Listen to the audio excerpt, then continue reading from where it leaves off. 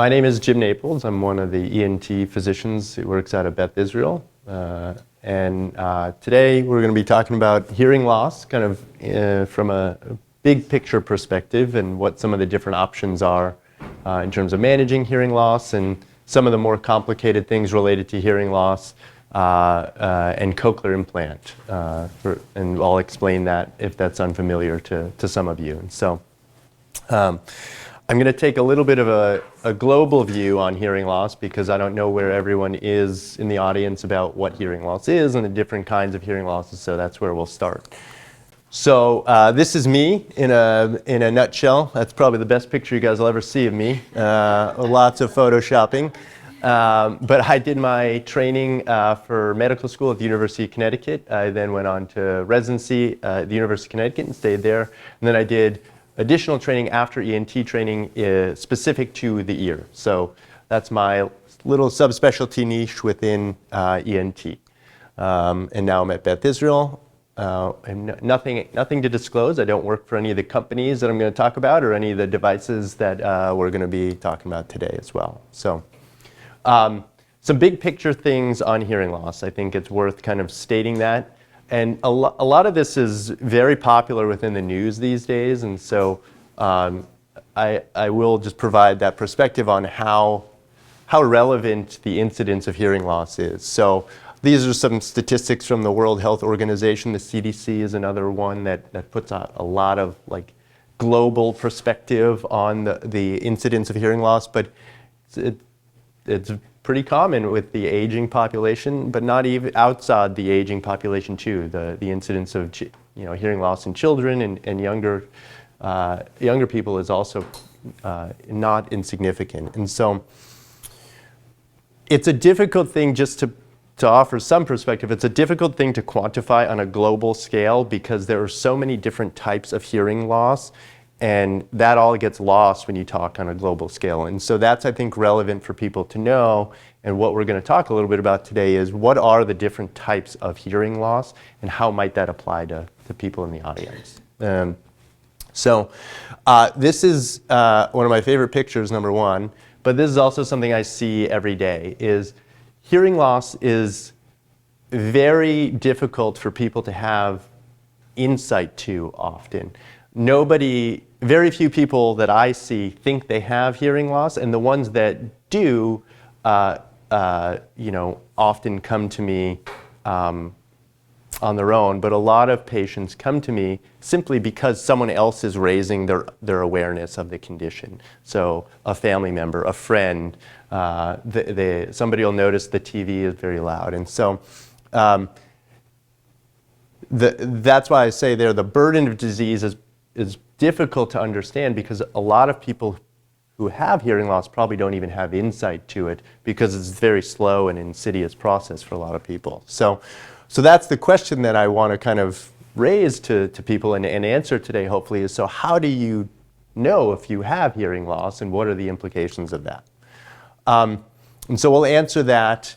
The first question about how do you know if you have it, but then I already mentioned and alluded to the fact there are different kinds of hearing loss. The second question then is, well, not only how do you know if you have hearing loss, but how do you know what kind of hearing loss you have and what's the relevance of that? So we'll talk about those two things, okay? So the first thing about determining whether or not you have hearing loss is you have to have a suspicion for it. And that's really what brings people to me is, I noticed the TV was going up. My wife keeps telling me that I don't hear her, or I've noticed I can't hear people from the other room. So those small little insights and suspicions are often what bring people to me. But that in and of itself is not always an indicator of hearing loss. It's just kind of the first step. You have to really get it checked with a hearing test to confirm whether or not you have a documentable or objectifiable hearing loss. And so I'll talk about what that process is like. Has anyone had their hearing checked just by a show of hands? Okay. So So maybe you've already reached that kind of level of suspicion that I'm talking about, or had some of the experiences that I'm talking about. But you really do need to get it checked to know for sure. So that's the first part. And then getting into the second part, the second question I was talking about is, how do I know what kind of hearing loss I have? Again, the key is you got to get it checked. There are a long list of different types of hearing loss which are relevant for me to know and explain. That discussion is much, much deeper, and I'll scratch the surface on that a little bit. The major point that I want to make here, though, is if you have a hearing loss and you notice that you have a hearing loss and you're aware of the fact that something doesn't seem right, the body and the brain cannot differentiate a hearing loss that is correctable from one that just requires hearing aids or just a standard type hearing loss. And so the example I give is I see a lot of patients who say, oh, I have hearing loss because of X, Y, or Z, and they come in justifying why they have a hearing loss. But then I get a test that tells me something very different from the story they're telling me. And they may think they're taking a left-hand terms in regard to the treatment and everything, but then my test gives me something different that says maybe we should explore option X, Y, or Z. And so the point is, it's difficult to know exactly what the cause of hearing loss is just based on your own experience. You really need the test to help figure that out. And so this is the process for dealing, working that up for those of you who have had a hearing test. Maybe you already know this a little bit, maybe not. But the first step is to see what we call an audiologist. They actually perform the hearing test. And then after you see the audiologist, they'll often refer to me, an ENT physician, or one of my colleagues, an ENT physician, to interpret that test and then discuss options. For the vast majority of people, it's simple. You can consider hearing aids if you feel like you're at that point. But there are a long list of other things that might need to be worked up or evaluated in a different way, and that's what we'll talk about. And so this process is really important because it ultimately helps the patient or the person get the treatment they need. And so it's really a team approach. I can't do what I do without the audiologists. They can't do what they do without me. And so it's really important. I always make the analogy to patients. It's like seeing an eye doctor. You need to see the doctor, get a script, and then make a decision based on that. And so the audiologist is kind of really the one, like the optician, who makes the glasses, fits the script, fits the hearing aids, do those things. But the doctor really needs to see to make sure that there's not some other sort of workup that's needed. So most people just need hearing aids. That's the vast majority. But the good news is they don't look like that anymore because that's like a very relevant question that people ask. And for some reason, our world in hearing hasn't been able to break that stigma about hearing aids. They do look like this, though. And so does everyone see that this person is actually wearing a hearing aid? Because I picked this picture intentionally. This is often what they look like or what they don't look like. They're very discreet and they're very, very small. And so I think that's one thing that I like to emphasize with patients is, I certainly understand the concerns about having to wear something that,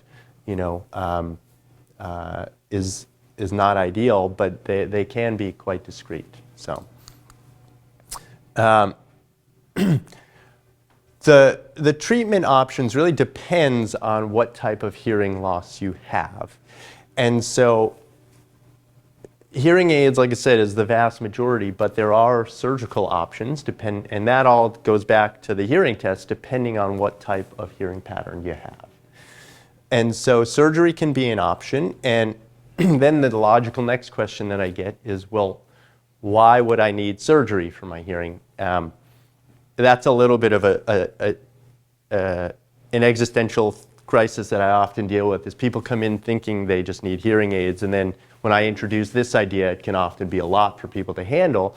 And so that's what I'm going to try to explain here is like, well, what are some reasons people need surgery on their ear? And so I'll go into the anatomy just to not overwhelm you, and I don't show that picture to overwhelm you, but the point is most of the surgery that people require involves this part, the middle ear, okay? Things related to that like fluid in the ear, holes in the eardrum, infections, all of those things are typically the surgical requirements for the ear. They will present with a hearing loss, just like someone with age-related hearing loss, but they also have other related symptoms too, And so usually people start to get a clue that something's wrong, not just because of their hearing loss, but because there's some other symptom like pain or drainage or infection or something hurts in the ear. But it's not just infections. There's 3 bones in the ear, so 1, 2, and 3. Those are the smallest bones in the body, and they can also have problems that cause hearing loss. And so one of the things that I do is I tell patients I perform the equivalent of the smallest hip replacement in the whole world, where we actually replace one of the bones. It's about 3 millimeters, 4 millimeters big, and we replace it with a prosthetic bone. So there are various options related to that people often aren't aware of as well. So the final thing, which is really what I'm going to focus on the last bit of the talk here, is the last reason for surgery actually doesn't have to do with those other anatomy things that I talked about. Some people get to a point, it's not a huge percentage of the population, but some people get to the point where hearing aids can no longer help their hearing. And if you get to that point where you're wearing hearing aids, they're working, they're functioning, but they're not helping you, that is also potentially an indication for surgery with something called a cochlear implant. And so that's what I'm going to focus on next. So covered a lot of ground in terms of there's lots of types of hearing loss. The only way to tell what type of hearing loss you may or may not have is with a hearing test. And then based on that test and other symptoms, surgery may or may not be an option. If you get to the point where surgery is an option and hearing aids don't work, here's kind of what we're going to dive into next, okay? So usually I see this sort of thing when patients have had hearing aids for a long time, they've tried them, they don't help. And at that point, when you see an audiologist, they should have the kind of insight to say, well, if something doesn't seem right, let's go see an ENT physician or someone else to talk about that. And I think as a patient, I always encourage patients or empower them to ask that question, to their audiologist. Something doesn't seem right, should I see someone else? And usually they'll be able to get that referral in. So then the question is, well, why are you seeing an ENT if your hearing aids don't work? Most people think, oh, it's just the hearing aid, but it's not always. And so that's what my job is, really. My job is to make sure that there's not something else going on. And then obviously the big question that I introduced is, then if hearing aids don't work, you're potentially a cochlear implant candidate, and that's a lot of my practice is determining that. Okay, and so has anyone heard of a cochlear implant? Okay, so that's good. So I'm not, there's some familiarity with it. And so I'll do my, best to simplify what it is. And hopefully I'm not being too redundant with what everyone else already knows. But the simple way to explain what a cochlear implant is that it's an implant, much like a pacemaker that goes to the heart. This implant sends electrical signals to the inner ear. And so hearing aids are really great at turning the volume up. And so when you have hearing loss that is a volume issue, hearing aids are helpful. They will turn up the sound and make everything around you louder so that you can hear it. But some people don't only have a volume issue with their hearing, clarity of speech is also a problem. And so if clarity of speech is not, or your understanding of clarity is not good, hearing aids aren't going to help because it's going to turn the volume up, but it's all going to sound unclear still.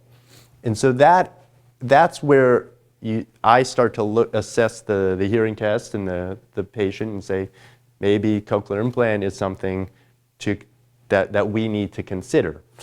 And there's a whole line of testing that goes in to confirm that and prove that, and I'm not going to talk too much about that, but that's my thought process. And as a patient or as someone with hearing loss, that's also something we're thinking about is, how much is this helping? And if it's not, helping in this way, what's next? And so the device, this picture is showing this device sends signal directly into the inner ear and then to the nerve of hearing. So that's how it works. It's actually sending an electrical signal to a nerve that's connected to the brain. So then the cochlear implant is basically like, an antenna on a TV. It's the receiver of the signal. That signal then goes down to the inner ear and then back up to the brain. Okay? And that's where it goes and anatomically, in case those are interested. There are two parts to it, I should say. There's an inside part that I put in surgery, and then there's an outside part that gets attached to that through a magnet. Okay? One of the questions that people always ask is, well, how does it work? And so I like to put this picture up here and this phrase because this is how it works. The signals that get sent to the ear and back to the brain have to get processed. And unlike natural hearing, which we've had for a very long time and we're very good at using, and our brain has lots of experience with natural sound, this new sound through a cochlear implant is new. That's exactly, it's new. And so our brain has to adjust to that new signal. And the signal going in is nothing will ever be as good as your natural ear. So that's one of the things I tell people is the signal going in is not as good. But it turns out it doesn't matter because the brain is able to interpret that new signal in a way that allows you to understand speech. And so I always, have this conversation with our learners and students and residents that we call it a cochlear implant, but really in a lot of ways it's a brain implant because the ear, like I said, is just the signal and the brain's the thing doing all the work.